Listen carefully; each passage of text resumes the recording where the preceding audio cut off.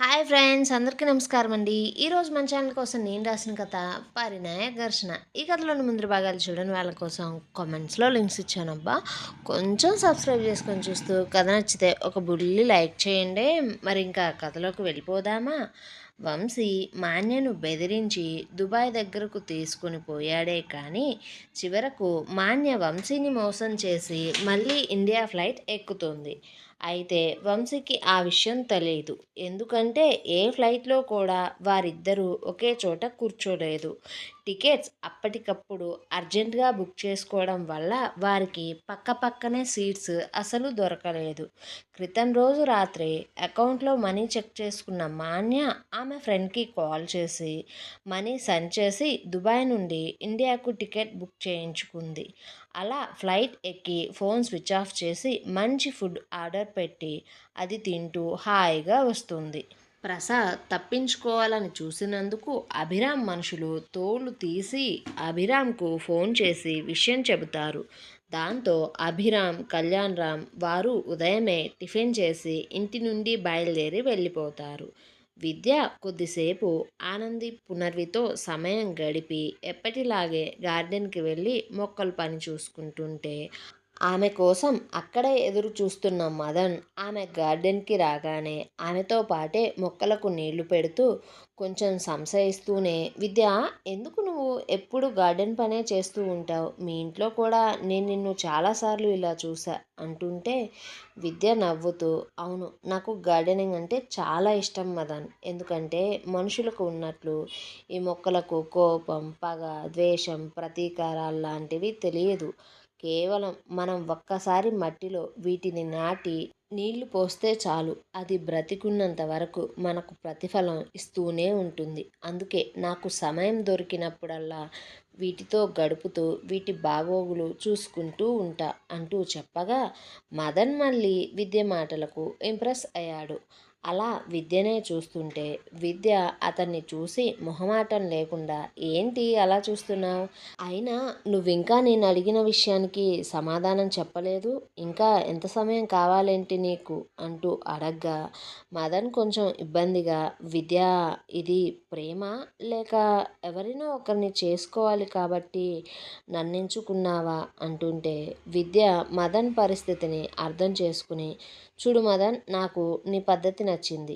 ఇక నీతో ఉంటే నేను నాలా ఉంటాను అనిపించింది.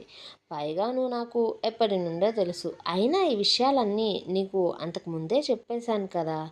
ఇక ప్రేమంటావా? ఎవరినైనా సొంతం అనుకున్నప్పుడు వచ్చే ఒక రకమైన ఆడ మగ మధ్య బంధం అది. అది పరిచయమే లేని వారిని చూసినప్పుడు ఒక క్షణంలో పుట్టే భావన.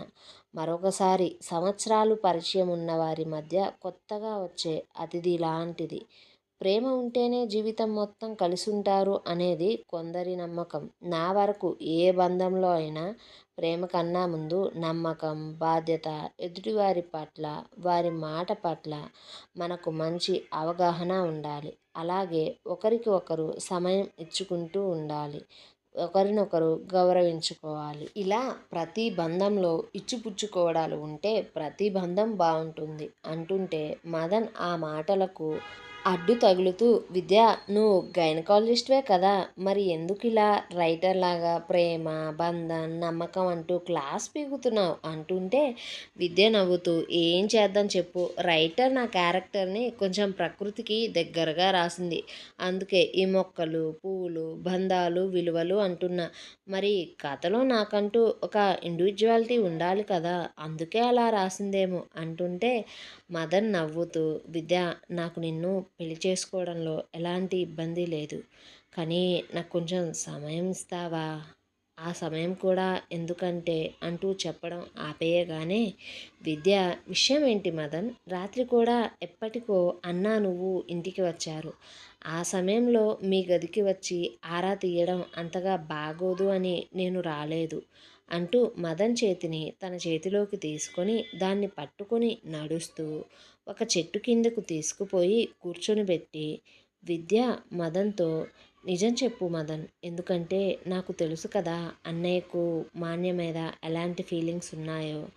అలాగే ఆ ఫీలింగ్స్ని మాన్య ఎలా హర్ట్ చేసిందో కూడా నాకు తెలుసు అంటూ అడగ్గా మదన్ విరక్తిగా నవ్వుతూ రాత్రి అతనికి మధ్య జరిగిన సంభాషణ అంతా చెప్పగా విద్యకు తన అన్న ఉన్న పరిస్థితికి మనసంతా చాలా బాధగా అయిపోయి మరిప్పుడు ఎలా అంటూ అడగ్గా మదన్ ఎలా ఏముంది విద్య, అది కేవలం వాడి అనుమానం మాత్రమే కదా. ఆమె నిజంగా ప్రెగ్నెంట్ అయితేనే కదా ఆ అనుమానాలు అన్నీ ప్రాబ్లమ్స్గా మారేది అనగా విద్య ఒక డాక్టర్ అవ్వడం వల్ల సైంటిఫిక్గా ఆలోచించే పనిలో పడింది. అతని గురించి అంతా చెప్పిన మదన్ విద్య ముభావంగా ఉండడం చూడడంతో ఆమె పక్కనే కూర్చొని అతని ఈ పరిస్థితిలో ఉంటే ఇప్పుడు నేను వాడి దగ్గరికి వెళ్ళి నీ చెల్లిని పెళ్లి చేసుకుంటా అనడం అసలు బాగోదు. పైగా నేను ఇక మీదట ఇండియాలోనే ఉండాలి అనుకుంటున్నా. అందుకు మా అమ్మ వాళ్ళు ఇంకా నువ్వు కూడా ఒప్పుకోవాలి అంటుంటే విద్య మదన్ మాటలను చాలా శ్రద్ధగా వింటూ అంటే నువ్వు ఇక ఇండియాలోనే ఉంటావా, ఫారెన్ రావా అంటుంటే మదన్ చిన్నగా తల ఊపుతూ అవును, నాకు ఒకప్పుడు ఇండియా వదిలి వెళ్ళడం ఇష్టం లేదు. అప్పుడు చిన్నతనం కాబట్టి ఒప్పుకోక తప్పలేదు. కానీ ఇప్పుడు నా వ్యాపారాలు నా చేతికి వచ్చాయి. ఇక ఆనందితో పెళ్ళి కూడా తప్పిపోయింది. సో నేను ఇక ఫారెన్లో ఉండే అవసరం లేదని నా ఫీలింగ్. అమ్మ వాళ్లకు రాత్రి ఈ విషయం చెప్పా. వారు ఒప్పుకోవడానికి కొంచెం సమయం పడుతుంది అంటూ మాట్లాడుతూ ఉండగా మదన్కి వంశీ కాల్ చేయడంతో మదన్ ఫోన్ తీసిన వెంటనే వంశీ కోపం, బాధ, అసహనం కలబోసిన గొంతుతో రే మదన్, మాన్య దుబాయ్ దాకా నాతో వచ్చింది. కానీ దుబాయ్ నుండి ఫారెన్ ఫ్లైట్ ఎక్కలేదురా. తను నన్ను మోసం చేసి మళ్ళీ ఇండియానే వచ్చేసింది. నేను తనకు చాలా చెప్పి చూసా మదన్, బ్రతిమిలాడా, భయపెట్టా, నయానో భయానో ఒప్పించాలని చూసా. అయినా కూడా తను మారట్లేదురా అంటూనే చూడు మదన్, కళ్యాణ్ రామ్తో నా మాటగా చెప్పు. ఇక మాన్యతో తను ఎలా ప్రవర్తించాలి అనుకున్నా తనను మేము ఏమీ అనము. అలాగే ఆమెను ఏం చేయాలనుకున్నా కూడా మేము ఎలాంటి అభ్యంతరము తెలపము. అలాగే నేను నా తండ్రి ఎలాంటి సాయం కూడా మాన్యకు చేయము అంటూ ఫోన్ పెట్టేస్తూ మదన్ గుర్తుపెట్టుకో, అది విషం నిండిన ముళ్ళు లాంటిది మదన్, చాలా జాగ్రత్తగా ఉండండి మీరందరూ అంటూ ఫోన్ పెట్టేసి ఎదురుగా ఉన్న ఎస్వి రావుకు అక్కడ మాన్య చేసిన ప్రతి పనిని వివరిస్తూ కళ్యాణ్ పంపిన ఆడియోలను వీడియోలను చూపించి మాన్యకు సాయం చేస్తే తనకు తండ్రికి ఎలాంటి సంబంధం లేదు అంటూ చెప్పి అక్కడి నుండి వెళ్ళిపోయి అభిరామ్ వల్ల కళ్యాణ్ రామ్ వల్ల జరిగిన నష్టానికి మాన్య పేరు మీదున్న షేర్స్ని ఇంకా కొంత ప్రాపర్టీని అమ్మే పనిలో పడ్డాడు. కూతురు అలా తయారవ్వడానికి సగం కారణం తనే అని భావించిన ఎస్వి రావు తన పెంపకానికి సిగ్గుపడుతూ కుమిలిపోతూ ఉన్నాడు. ప్రసాద్ ఎదురుగా ఉన్న ఇద్దరి మనుషులను చూస్తూ కొట్టిన దెబ్బల నొప్పులకు మూలుగుతూ సార్, మీరెలాంటి నిజాలు చెప్పమన్నా చెబుతా సార్, కానీ నాకు ముందు మత్తు ఇవ్వండి అంటుంటే అభిరామ్, కళ్యాణ్ రామ్ ఒకరి ముఖం ఒకరు చూసుకుంటూ కోపంతో అభిరామ్ ప్రసాద్ని తన్నితే ప్రసాద్ కుర్చీతో సహా 2 అడుగుల దూరంలో పడి నొప్పికి అరుస్తూ నోటి నుండి వస్తున్న రక్తాన్ని బయటికి కక్కుతూ వదిలేయండి సార్ అంటూ ఏడుస్తుంటే అది చూసిన కళ్యాణ్ తన మనుషుల వైపు చూడగా ఒకరు వెళ్ళి ప్రసాద్ని లేపి రక్తం శుభ్రం చేసి కట్లు విప్పేశారు. కళ్యాణ్ ప్రసాద్ వైపు గన్ చూపిస్తూ రేయ్, నీకు ఇంకో దారి లేదు, ముందు అడిగిన వాటికి సమాధానం చెప్పు అంటూ పక్కనే ఉన్న మనిషిని చూడగా అతను ప్రసాద్ చెప్పేది ప్రతిదీ రికార్డ్ చేసే పనిలో పడ్డాడు. గన్ చూసిన ప్రసాద్ ప్రాణభయంతో వేరే దారి లేక కుమార్, కల్పనతో అతను కలిసి చేసిన ప్రతి పనిని ఒప్పుకుంటూ దీనంగా వణికిపోతూ సార్ ప్లీజ్ సార్, మీకు కావాల్సిందంతా చెప్పేశాను, మత్తు ఇవ్వండి సార్, లేకపోతే నేను ఈ నొప్పులతో చచ్చిపోయేలా ఉన్నాను సార్, ఈ నొప్పులను భరించలేకపోతున్నాను సార్ అంటుంటే ఇంతలో అక్కడికి సిఐ కిరణ్ వచ్చి ప్రసాద్ని అతను ఇచ్చిన వాంగ్మూలాన్ని తీసుకొని అక్కడి నుండి వెళ్ళిపోయాడు. దాంతో వారికి చాలా రిలాక్స్గా అనిపించింది. ఆలోపే మదన్ కళ్యాణ్కి కాల్ చేసి వంశీ ఏదైతే విషయం చెప్పాడో ఆ విషయాన్ని కళ్యాణ్తో చెప్పగా అది అంతా విన్న అతను మాన్యా అంటూ కోపంగా అరుస్తూ మాన్య వల్ల కలిగిన కోపం వల్ల చేతిలో ఉన్న గన్ని గాల్లో గురిపెట్టి ఫైర్ చేస్తూ ఇక నిన్ను వదలను అంటుంటే అభిరామ్ కళ్యాణ్ని కొంచెం కూల్ చేస్తూ విషయం అడగ్గా కళ్యాణ్ అభిరామ్తో విషయం అంతా చెప్పి అక్కడే ఉన్న తన మనుషుల వైపు చూస్తూ మాన్య ఫోటోని అతని ఫోన్ నుండి చూపిస్తూ ఈమె ఎక్కడ కనిపించినా వెంటనే తీసుకుని వచ్చేసేయండి. మీలో కొంతమంది మాలో ప్రతి ఒక్కరిని ఫాలో అవ్వండి. మా చుట్టూ ఎలాంటి కొత్త వ్యక్తి కనిపించినా నాతో చెప్పేయండి. ముఖ్యంగా ఆనంది, పునర్విని ఎవ్వరూ కలవకూడదు. వారు బయటికి పోతే వారితో సుమారు 10 నుంచి 20 మంది దాకా ఉండండి అంటూ వారికి ఆర్డర్స్ ఇచ్చి బయలుదేరి బయటకు వచ్చి కార్ని స్టార్ట్ చేసి కళ్యాణ్ అభిరామ్లు ఇంటికి బయలుదేరుతూ ఉంటే అభిరామ్, అరే కళ్యాణ్, ముందు మాన్య విషయాన్ని పక్కన పెట్టు, తన గురించి నేను చూసుకుంటా. నువ్వు పునర్వితో కొంచెం క్వాలిటీ టైంని స్పెండ్ చేయరా. మీ పెళ్ళి తర్వాత చాలా ఇబ్బందులే వచ్చాయి మీ ఇద్దరి మధ్య. ఎంత మా అక్క నీ మీద ప్రేమతో ఉన్నా, ఎంత నమ్మకంతో ఉన్నా ఏదో ఒక తారాస్థాయి వద్ద మా అక్కకు విసుగు వస్తుంది కదా. అలాంటి విసుగును నువ్వు రానీకుండా చూసుకో అంటూ ఇద్దరూ మాట్లాడుకుంటుంటే కళ్యాణ్కి మనసులో పునర్వితో ఏదైనా వెకేషన్కి వెళ్తే బాగుంటుంది అనిపించింది. అదే విషయాన్ని అభిరామ్తో చెప్పబోగా ఇంతలో అతనికి కుమార్ కల్పనల కోసం వెతికే మనుషులు ఫోన్ చేసి వారు గోవా వెళ్ళినట్లు తెలిసిందని, వారు కూడా వెతుక్కుంటూ అక్కడికి వెళ్తున్నామని అంటుంటే కళ్యాణ్ అందుకు తగ్గ మనీ వారికి పంపి జాగ్రత్త, మిస్ అవ్వకూడదు అంటూ చెప్పాడు.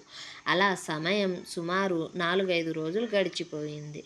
వాసంతికి విద్య విషయం తప్ప మిగిలిందంతా బాగానే ఉంది అనే భావన అప్పుడప్పుడే కలుగుతుంది.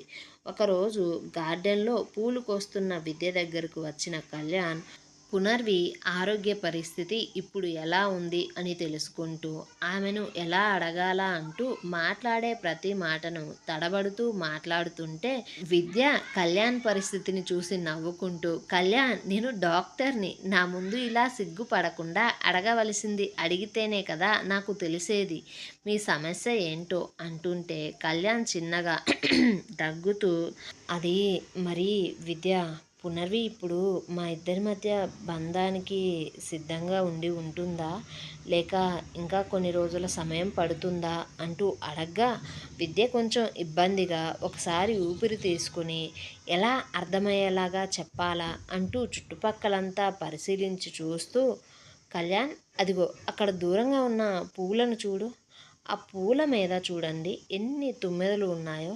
ఆ తుమ్మెదలు పువ్వుల్లోని మకరందాన్ని తీసుకునేటప్పుడు కానీ, దాని మీద వాలేటప్పుడు కానీ ఎంతో శ్రద్ధగా పువ్వుకు దెబ్బ తగలకుండా తన పని తాను చేసుకుంటూ ఆ పువ్వును జాగ్రత్తగా చూసుకుంటున్నాయి కదా. అలాగే మీరు కూడా పునర్వి అనే పువ్వును చాలా జాగ్రత్తగా చూసుకోవాలి. మీ ఇద్దరి కలయికలో ఆమెకు ఎలాంటి ఇబ్బంది ఉండకూడదు, బలవంతము ఉండకూడదు. అంటే ఆమెకు మీరు దగ్గర అవ్వాలి అనే తపన కన్నా, ఆమెను తల్లిని చేయాలి అనే ఆత్రం కన్నా, ఆమెను మీరు ఎంతగా ప్రేమిస్తున్నారో, ఎంతగా కోరుకుంటున్నారో అనే భావం మాత్రమే ఆమెకు కలిగేలా ఉండాలి. మీ ప్రతి కదలికలో, మీ ప్రతి చర్యలో కూడా అలాగే ఉండాలి. ఆమె మీతో మానసికంగా, శారీరకంగా, మనస్ఫూర్తిగా కలవడానికి సిద్ధంగా ఉండాలి. మీ ప్రతి కలయికలో ఆమె సంతోషంగా పాలు పంచుకుంటేనే ఆమె త్వరగా తల్లి కాగలదు అంటూ చెప్పి అక్కడి నుండి ఆమె వెళ్ళిపోయింది. విద్య చెప్పిన ప్రతి విషయం గురించి కొద్దిసేపు ఆలోచించుకొని అదే ధ్యాసలో రూమ్లోకి వెళ్ళిన కళ్యాణ్కు అద్దం ముందు నుంచొని జాకెట్ కుచ్చులు కట్టుకోవడం కోసం ఇబ్బంది పడుతున్న పునర్విని చూశాడు కళ్యాణ్. కళ్యాణ్ నీళ్లు నములుతూ లోపలికి వచ్చి డోర్ క్లోజ్ చేసి ఆమె దగ్గరకు వెళ్ళగా అప్పుడే కళ్యాణ్ని గమనించిన పునర్వి సిగ్గుపడుతూ కొంచెం ఇబ్బందిగా కదులుతూ చేంజింగ్ రూమ్లోకి వెళ్ళిపోబోతూ ఉంటే కళ్యాణ్ ఆమె చేతిని పట్టుకొని ఆపుతూ పునర్వి వెనక భాగంలో నుంచొని ఆమె జాకెట్ కుచ్చులు కట్టడానికి ప్రయత్నిస్తూనే అద్దంలో పునర్విని చూస్తున్నాడు. పునర్వికి కళ్యాణ్ రామ్ చేతివేళ్లు వీపి భాగంలో సుతారంగా తగలడం వల్ల శరీరంలో సన్నటి వణుకు మొదలయ్యింది. ఆమె బుగ్గలు సిగ్గుతో ఎరిపెక్కిపోయి పెదవులు అదరడం మొదలయ్యింది. అది చూసిన కళ్యాణ్ కుచ్చులు కట్టడం ఆపేసి ఆమె నడుము వెనక భాగం నుండి నాభి వైపుకు చేతిని తీసుకొని పోతూ వెనకగా ఆమెను సున్నితంగా హత్తుకునే స్థితిలోకి వచ్చి ఆమెకు కుచ్చులు కట్టకపోవడం వల్ల జాకెట్ భాగం భుజం నుండి కొంచెం కిందికి జారగా కళ్యాణ్ ఆ జారిన భుజం భాగాన్నే తదేకంగా చూస్తూ ఆ భాగంలో అతని పెదవులను సుకుమారంగా ఆనించడంతో అతని మీసాలు గుచ్చుకున్న క్షణమే పునర్వి శరీరంలో తెలియని అలజడితో ఊపిరి వేగం పెరిగి తనలో వస్తున్న మార్పులకు బొమ్మగా మారగా చేతులలో సత్తువ లేనట్లు చేతులను కిందికి ఒక్కసారిగా జారవిడ్చడంతో కదిలిన శరీర చర్య వల్ల పిన్ను పెట్టని బయట జారి కళ్యాణ్ కళ్ళ ముందు ఉన్న అద్దంలో అప్సరస అందాలు నది మెలికల లాంటి సొగసుతో ఉన్న ఆమె శరీరం ఎర్రని చీరలో ఒదిగిపోవాలని చూస్తుంటే ఆమె ఎంతకీ ప్రతిఘటించకపోయేసరికే కళ్యాణ్ ఆ ముద్దును కొద్దిగా గట్టిగా ఇస్తూ ఆమెను చిన్నగా తన వైపుకు తిప్పుకొని చూడగా సిగ్గుతో కళ్ళను మూసుకుంది పునర్వి.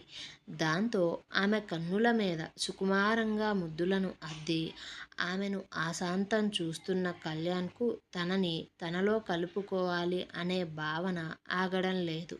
దాంతో ఆమెను చిన్నగా కౌగిలించుకొని పునర్విని చూడగా ఆమె అడ్డు చెప్పడం లేదు. దాంతో పునర్విని ఆశాంతం కౌగిలించుకొని ఒకసారి చిన్నగా ఆమె అధరాలను అందుకున్నాడు. అలాగే ఆమెను ఎత్తుకొని పక్కనే ఉన్న పాన్పు మీద పడుకోబెట్టి ఆమెకు సుకుమారంగా అంగాంగ అధరాల ముద్దులను అందించడం మొదలుపెట్టి కన్నుల దాకా ఆ ముద్దుల యుద్ధం రాగా ఆమె కన్నుల నుండి కన్నీరు రావడం చూసిన కళ్యాణ్కు మోహం మత్తు ఒక్కసారిగా ఎగిరిపోయి ఆమెకు దూరంగా జరిగిపోయాడు. ఏమండోయ్ మరి ఇప్పుడు తరువాత ఏం జరగబోతుందో తెలుసుకోవాలంటే మన ఛానల్ని సబ్స్క్రైబ్ చేయండి, ఈ వీడియోని లైక్ చేయండి, కథాకథనం ఎలా ఉందో కామెంట్ చేయండి అబ్బా కొంచెం.